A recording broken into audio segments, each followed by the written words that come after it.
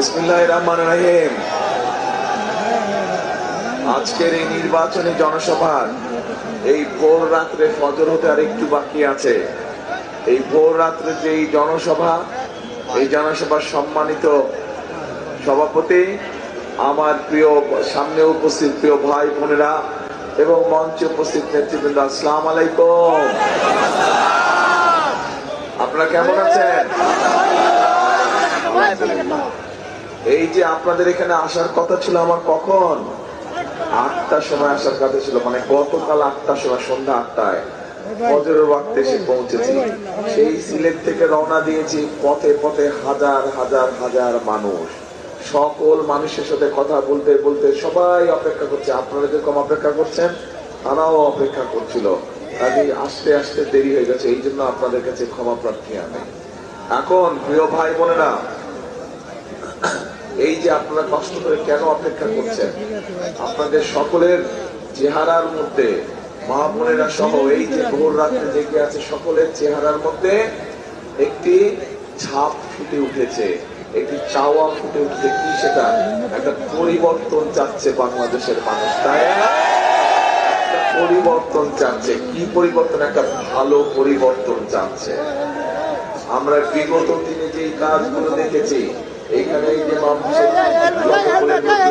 দেখেছি, আমরা এই অবস্থার পরিবর্তন চাই। আমরা একটি নিরাপদ অবস্থা চাই, তাই না? একটি নিরাপদ অবস্থা যেখানে সকল মানুষ নিরাপদে থাকতে পারবে, নিরাপদে ব্যবসা বাণিজ্য করতে পারবে, রাস্তাঘাটে নিরাপদে চলতে পারবে। আপনারা তো এরকমই চান নাকি? ইনশাল্লাহ এরকমই চান। এখন প্রিয় ভাই বোনেরা, এই যে একটু আগে আমি কথা শুরুতেই বললাম যে নির্বাচনী জনসভা, বিগত 15 বছরে এরকম কোন নির্বাচনী জনসভা হয়েছিল? আপনারা বিগত 15 বছরে ভোট দেবার সুযোগ পেয়েছিলেন? পান নাই আপনার সুযোগ।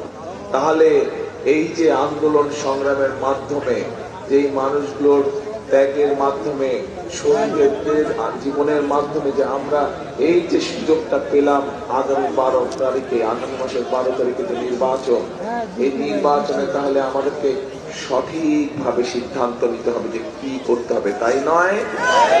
তাহলে দেশকে যদি সঠিকভাবে গড়ে তুলতে হয়, দেশকে যদি, রাষ্ট্রকে যদি মেরামত করতে হয়, তাহলে আমাদের সকলকে ঐক্যবদ্ধ থাকতে হবে। এই দেশে আমরা মুসলমান, হিন্দু, খ্রিস্টান, বৌদ্ধ সকল ধর্মের মানুষ হাজার বছর ধরে একসাথে শান্তিতে বসবাস করেছি না?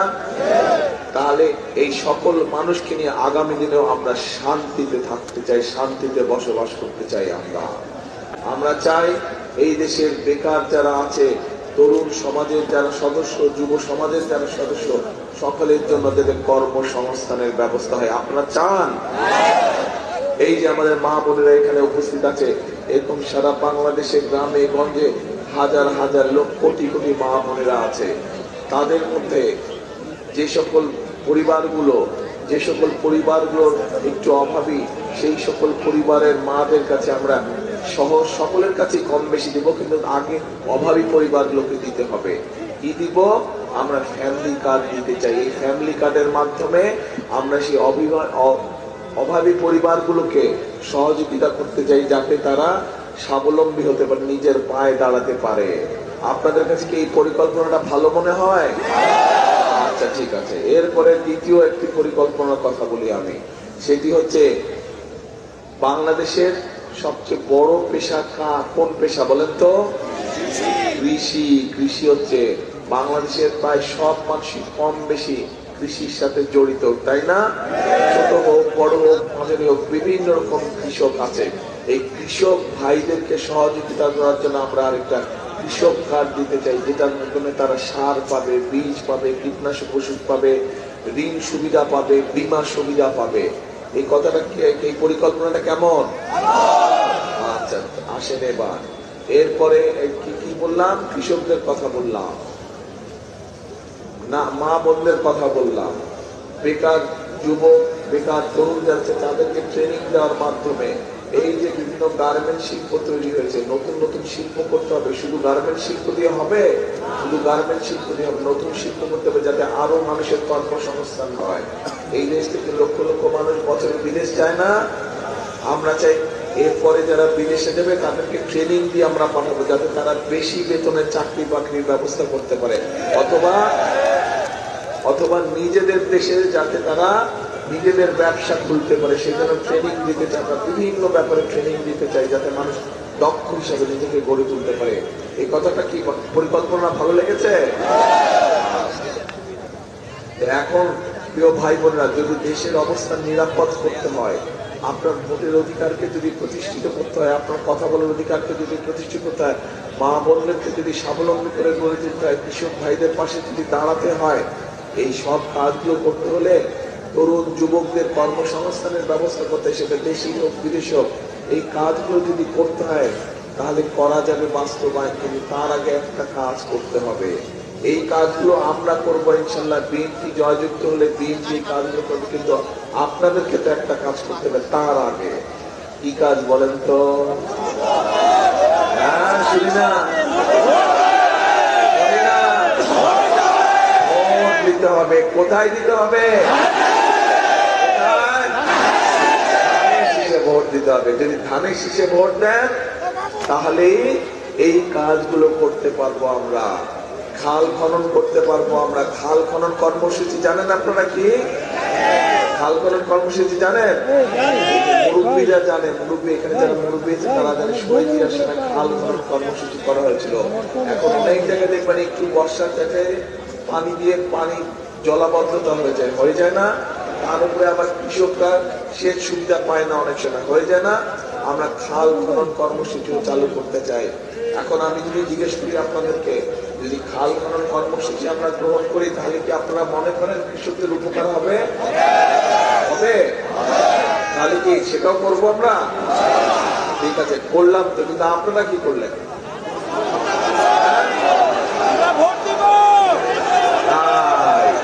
জনগণকে কি মা বোনেরা, আপনাদের কাজকে ভোট দিতে হবে। জনগণের মূল কাজ হচ্ছে সঠিক ব্যক্তিকে নির্বাচন করতে হবে।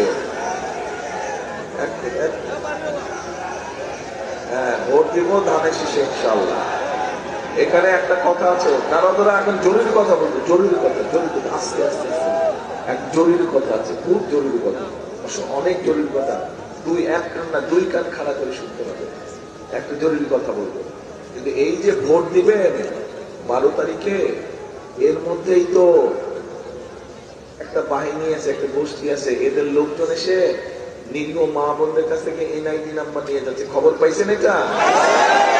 তারপরে আবার ফোন নাম্বার নিয়ে যাচ্ছে, কি বিকাশ নাম্বার নাকি এগুলা নিয়ে যাচ্ছে। খবর পাইছেন? আচ্ছা, তারপরে আবার আমাদের যে প্রবাসী ভাইরা আছে তাদের জন্য যে ব্যালট পেপার পাঠাচ্ছে সেগুলো আবার তারা দখল করে নিচ্ছে। খবর পাইছেন? তাহলে এদের সাথে ওই গত 15 বছর যে নিশিরাতের নির্বাচন আর ভোট ডাকাতির নির্বাচন, তার পার্থক্য হলো কি এদের সাথে আর ওদের? কোনো পার্থক্য নাই। দুইজন একই গ্রুপে। একজন ষড়যন্ত্র করেছিলেন, একজন ষড়যন্ত্র করে আপনাদের ভোট নিতে চায়, আরেকজনকে ডাকাতি করে আপনাদের ভোট নিয়ে গিয়েছে। কাজেই এখন এই ষড়যন্ত্রকারীদের বিরুদ্ধে সজাগ থাকতে হবে। এই যে মা বোনদেরকে গিয়ে যে বিভ্রান্ত করছে, এর ব্যাপারে সজাগ থাকতে হবে। কি মা বোনরা সজাগ তো? আচ্ছা, এইটা গেল 1 নম্বর। 2 নম্বর বিষয় হচ্ছে ভোটের দিন কখন যাবেন ভোট কেন্দ্রে? হ্যাঁ, ফজরের ওয়াক্তে? ফজরের ওয়াক্তে না, তাহাজ্জুদের ওয়াক্তে উঠতে হবে, তাহাজ্জুদ পড়তে হবে। তাহাজ্জুদের নামাজ পড়বেন, তারপরে ভোট যার যার ভোট কেন্দ্রের দিকে রওনা দিবেন। ফজরের নামাজ জামাত করে ওই ভোট কেন্দ্রের সামনে পড়তে হবে। পারবেন? পারবেন নাকি? ভোট কেন্দ্রের সামনে ফজরের নামাজ জামাত করে কে কে পড়তে পারবেন? হাত তুলেন তো। ইনশাআল্লাহ সবাই। তারপরে ফজরের নামাজ পড়ে ভোট কেন্দ্রের সামনে লাইন দিয়ে সুন্দর করে দাঁড়া যাবে যে ভোট কেন্দ্র খোলা মাত্র ধানের শীষে ভোট দিতে হবে। সবচেয়ে প্রথমে ধানের শীষে ভোট দিতে হবে। ঠিক আছে? তাহলে ওই যে খাল খননের কথা বললাম, ওই যে মা বোনদেরকে সহযোগিতা করার জন্য ফ্যামিলি কার্ডের কথা বললাম, ওই যে কৃষক ভাইদেরকে সহযোগিতা করার জন্য কৃষি কার্ডের কথা বললাম, তরুণ যুবক ভাই বোনদের কর্মসংস্থানের জন্য যে বিভিন্ন ট্রেনিং এর ব্যবস্থা করলাম, খাল খননের খাল খনন কর্মসূচির কথা যে বললাম, এই কাজগুলো যদি বাস্তবায়ন করতে হয় তাহলে ধানের শীষকে জিতাতে হবে। ধানের শীষ যদি জিতে ইনশাল্লাহ, ধানের শীষ আগামী দিনে সরকার গঠন করলে তাহলে এই জনগণের এই কাজগুলো করা সম্ভব হবে। তাহলে আবার জিজ্ঞেস করি, বুঝছেন কিনা আমি বুঝে নেই আগে।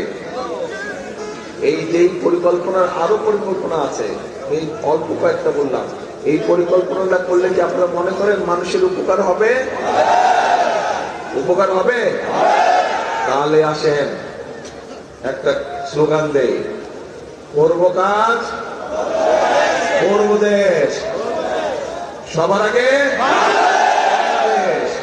কি করব কাজ করব দেশ, সবার আগে বাংলাদেশ। এই শেষ কথা। ইনশাল্লাহ 12 তারিখ দেখা হবে, ধানের শীষকে জয়যুক্ত করাবে। আল্লাহ হাফেজ। বাংলাদেশ জিন্দাবাদ।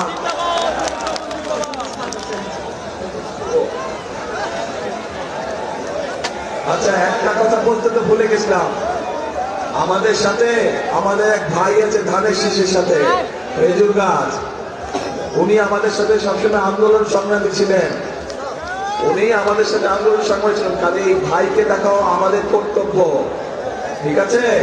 মনে থাকবে তো? ইনশাল্লাহ আমরা ধানের শীষের পাশা দিয়ে খেজুর গাছকে আমরা নিয়ে আসবো, ঠিক আছে? ইনশাল্লাহ ইনশাল্লাহ। আল্লাহ হাফেজ। বাংলাদেশ জিন্দাবাদ। বাংলাদেশ জিন্দাবাদ।